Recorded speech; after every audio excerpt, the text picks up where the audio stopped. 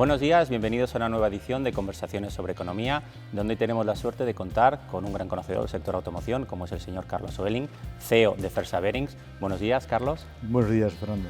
Vamos a tener la oportunidad de hablar un poco sobre el sector automoción, en particular en el nuevo marco de movilidad, el nuevo cambio del concepto de movilidad que tenemos actualmente, que apuesta por un modelo de sostenibilidad medioambiental. ¿Cómo se está enfrentando el sector automoción al actual paradigma? Bien, vamos a contextualizarlo incluso en un entorno de crisis, ¿no? Estamos en una crisis, una pandemia, hablamos de movilidad. Yo creo que son dos oportunidades importantes que tenemos delante. Las crisis, como cualquier otro fenómeno de cambio, depende de cómo las interpretes, ¿no? Yo recuerdo aquel título de aquel álbum de música de Supertramp que decía Crisis, what crisis, ¿no? Entonces yo tenía aproximadamente unos 12 años y recuerdo que a mí me sirvió para entender que las crisis, los cambios, esos fenómenos que podemos valorar como negativos, todo depende de cómo los interpretes. Según el formador Alex Rovira, existen la suerte y la mala suerte o la buena suerte, ¿no? La suerte es aquello que te ocurre y la buena o mala suerte es lo que haces con lo que te ocurre, ¿no? Yo creo que este proceso de pandemia que nos ha traído esta crisis nos permite interpretar lo que está ocurriendo y actuar. Y si somos capaces de interpretarlo como una oportunidad, le sacaremos jugo. Hay un cambio de paradigma en el mundo de la movilidad, es cierto, y yo creo que también esta pandemia, que influye mucho en esa manera de entenderla, nos trae nuevos aprendizajes. Hemos aprendido que efectivamente estamos lesionando la naturaleza mucho más de lo que pensábamos, el proceso de deterioro es mucho más acelerado. Somos conscientes de que la movilidad tiene que cambiar de forma, la tecnología nos acerca, y ya no necesitamos tanto el vehículo para poder acercarnos. Hoy en día hemos visto como teletrabajando o como haciendo videoconferencias podemos evitar muchos desplazamientos y eso afecta directamente a la nueva movilidad que vamos a ver. Esta movilidad nueva, en la que el aspecto medioambiental juega un papel de columna vertebral, donde los legisladores están legislando para que se acelere el proceso de cambio, hay que asumir que el proceso va a ser mucho más lento de lo que pensábamos.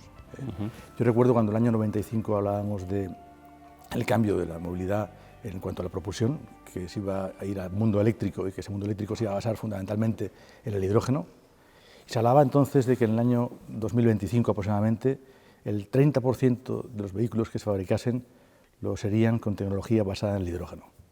La realidad hoy, y la realidad que veremos en el 25, es que no creo que ni el 0,002% sea basado sobre esa tecnología.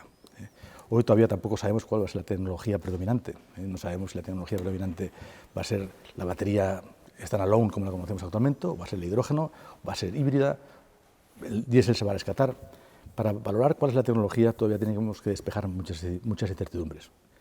Hemos demonizado el diésel, y el diésel hemos visto que si medimos la huella, el impacto medioambiental que deja el diésel en toda su vida, posiblemente no sea tan demonizable como lo hemos visto hasta ahora.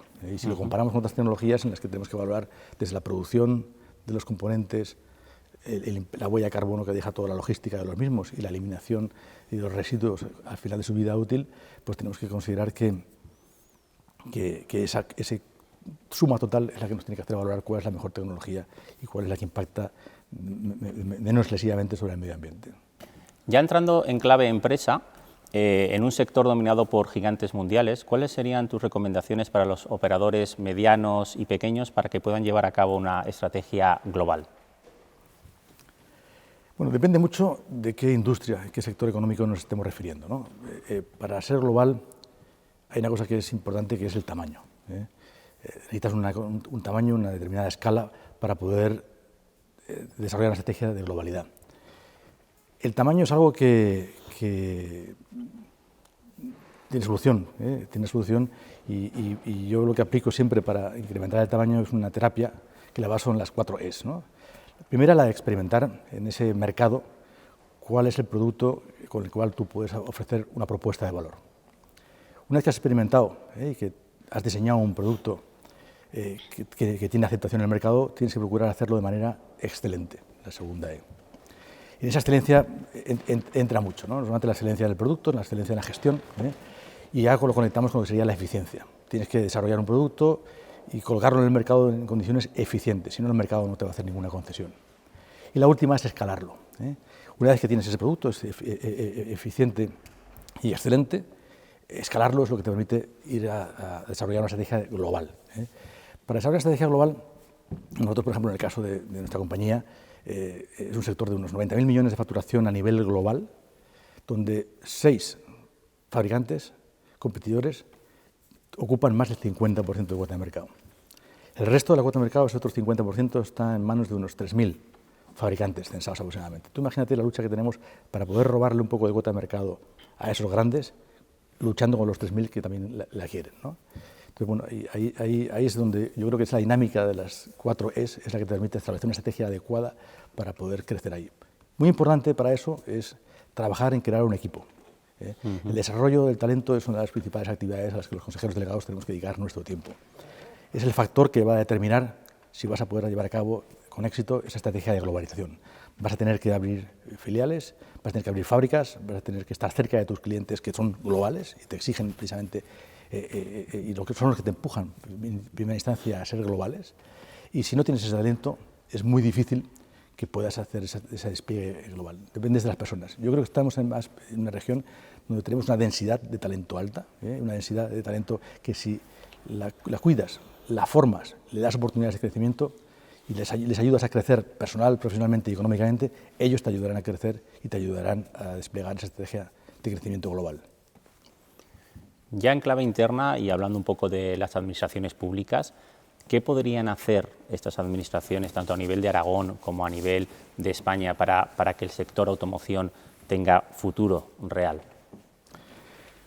Bueno, yo creo que lo primero que tiene que hacer la administración es molestar lo menos posible. Yo creo que tiene que haber un regulador, efectivamente, y es importante que se regule, pero tiene que procurar no aplastar. Tiene que procurar motivar y dejar que el emprendimiento, que la iniciativa empresarial se desarrolle. La iniciativa y el emprendimiento roza el arte, ¿no? y es muy sensible, es como una flor, ¿no? No puedes maltratarla porque la marchitas prematuramente. El legislador tiene que entender muy bien la tecnología. El legislador en estos últimos tiempos, antes de la pandemia vimos cómo se dedicó a regular y a prohibir la utilización de vehículos del parque automovilístico que existía. El mundo tiene un parque automovilístico de aproximadamente 1,4 billones, es decir, 1.400 millones de vehículos, ¿no? Se producen anualmente 100 millones de vehículos. De esos 100 millones de vehículos, la cuota de los vehículos eléctricos en este momento a nivel mundial es un 2%. No puedes precipitar un cambio tecnológico hacia una movilidad eléctrica y decir que en el año 25 se va a prohibir que circulen los vehículos en determinadas ciudades. No hay capacidad en el sector de poder electrificar a ese ritmo el parque automovilístico. No hay capacidad tecnológica para adaptar el vehículo a las necesidades. No hay capacidad financiera de las propias industrias, pero sobre todo del consumidor. O sea, tendríamos que achatarrar el 30% de 1.400 millones de vehículos para poder llevar a cabo esas políticas que legislan. Cuando legislas tienes que ser muy consciente de lo que estás haciendo y cómo puedes llegar a perturbar el mercado y a crear crisis donde no las había. Yo creo que es un mensaje claro y contundente. Una pregunta común que hacemos a todos nuestros invitados: ¿cuál sería el deseo económico, aunque ya estamos dentro del año, bastante dentro del 2021, que le gustaría verse que se cumpla durante 2021? Bueno, como deseo, yo creo que el principal en este momento en el que estamos ante oportunidad histórica o reto histórico, ¿no? de reconstruir ese tejido empresarial que se ha destruido, en el que se va a destinar unos recursos muy importantes por parte de la Comunidad Económica Europea para esa reconstrucción. Para mí es muy importante que esos recursos se gestionen de una manera muy responsable, muy profesional, que se destinen a lo que realmente hay que destinarlos. Es una oportunidad histórica que tenemos, pero es una deuda que va a haber que pagar. Y si no administramos de una manera eficiente y con responsabilidad esos recursos para lo que hace falta y para permitirnos que generen riqueza en el futuro, no tendremos manera de devolverlos y dejaremos un verdadero problema a las generaciones que nos sucedan, ¿no?